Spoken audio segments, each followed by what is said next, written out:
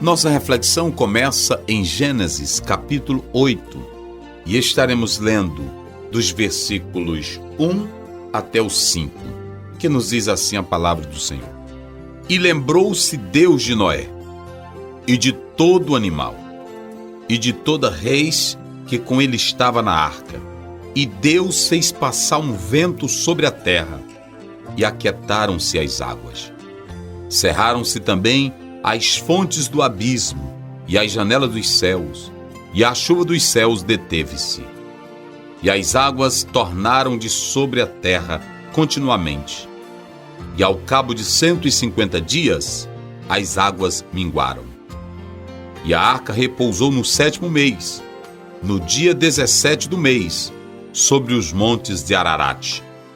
E foram as águas indo e minguando até ao 10º mês.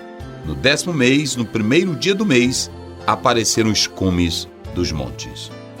Meus queridos, nós falaremos sobre o findar do dilúvio. Observe que o texto, ele começa dizendo que Deus lembrou-se de Noé. A palavra no hebraico, zahá, quer dizer fazer menção, lembrar-se. Outros tradutores falam de recordar. Na verdade, a tônica dessa expressão, lembrar, demonstra o amor e a fidelidade divina para com Noé. Devido ao seu compromisso de viver fiel para com Deus, em um mundo onde o pecado imperava, Deus jamais quebrou a sua aliança com Noé. É importante ser fiel, é importante viver segundo a palavra de Deus, pois em meio a crises, conturbações, problemas, Deus sempre vai fazer menção de nós. Sempre Ele vai se recordar de nós.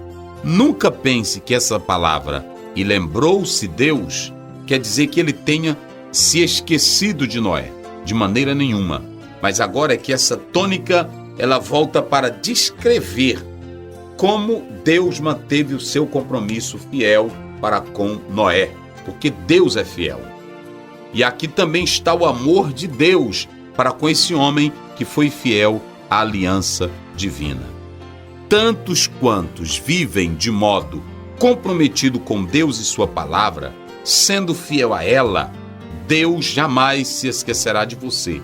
Antes, Ele vai demonstrar o seu amor e a sua fidelidade para com a sua vida. O texto prossegue mostrando uma coisa interessante para nós. Quando você lê o versículo 2, cerraram-se também as fontes do abismo e as janelas dos céus, e a chuva dos céus deteve-se. É interessante que o verso 1 complementa o 2. A Bíblia diz aqui que Deus fez passar um vento sobre a terra e aquietaram-se as águas.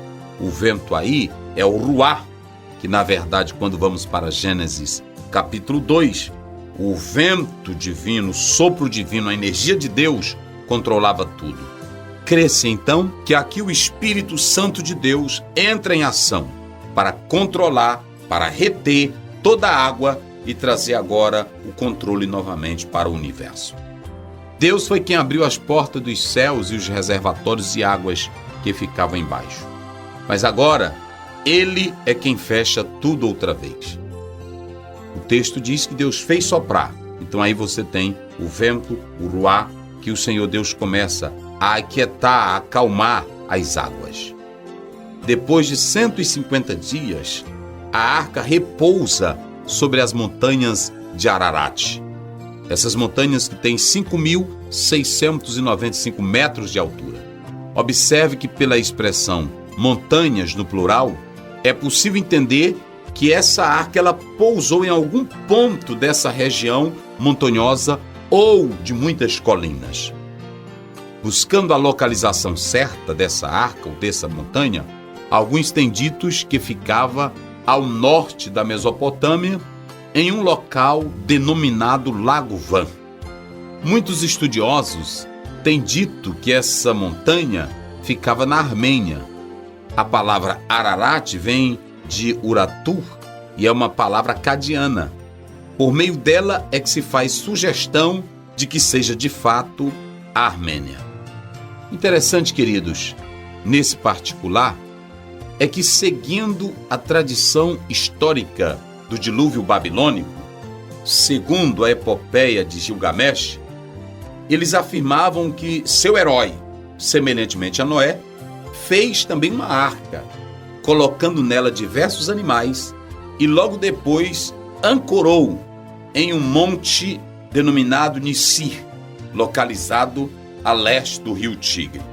Preste bem atenção, como eu disse agora há pouco, que os homens têm procurado de todas as maneiras, fora do contexto bíblico, ratificar tais acontecimentos, mas ligado ao homem e também excluindo o aspecto pecaminoso.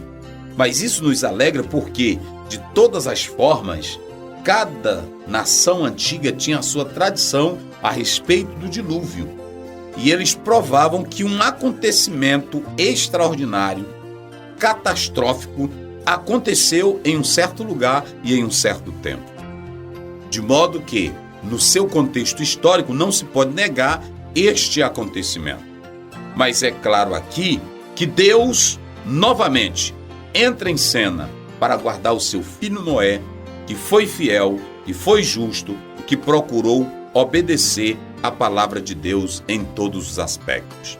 Meu querido irmão, minha querida irmã que me escuta nesta manhã, eu quero te dizer que quando você procura guardar a palavra de Deus, cumpri-la como Deus determina, Ele sempre vai se lembrar de você. E é interessante entender aqui que essa expressão, lembrou-se Deus de Noé, mostra que o Senhor se voltou para o objeto que ele amava, que era Noé. Observe o que diz a palavra do Senhor em Êxodo, capítulo 22, versículo 24. Olha que nos diz esse texto bíblico. E a minha ira se acenderá, e vos matarei a espada, e vossas mulheres ficarão viúvas, e vossos filhos órfãos. Jeremias, capítulo 2, versículo 2. Olha o que nos diz a palavra do Senhor nesse texto bíblico. Vai e clama aos ouvidos de Jerusalém, dizendo: lembro-me de ti, da beneficência da tua mocidade e do amor dos teus desposórios, quando andavas após mim no deserto, numa terra que se não semeava. Preste bem atenção, que aparece aí o Zahá, lembrou-se Deus. Deus diz: lembro-me de ti, da tua beneficência, da tua mocidade e do amor dos teus desposórios, quando andava após mim no deserto. Nós podemos analisar que aí está a presença do ato de se lembrar.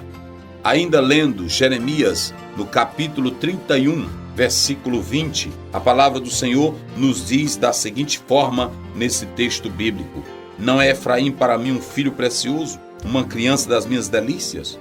Porque depois que falo contra ele, ainda me lembro dele solicitamente.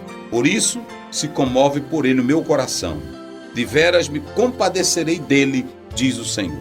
Deus se lembra do seu povo, especialmente daqueles que procuram viver segundo a sua palavra, que procuram andar dentro dos seus ditames bíblicos. Para fechar, ainda podemos citar Lucas, no capítulo 1, versículo 45. Olha o que nos diz a palavra do Senhor.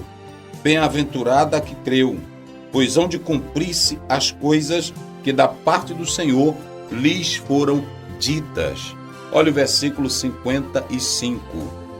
Diz a palavra do Senhor: como falou a nossos pais para com Abraão e sua posteridade para sempre.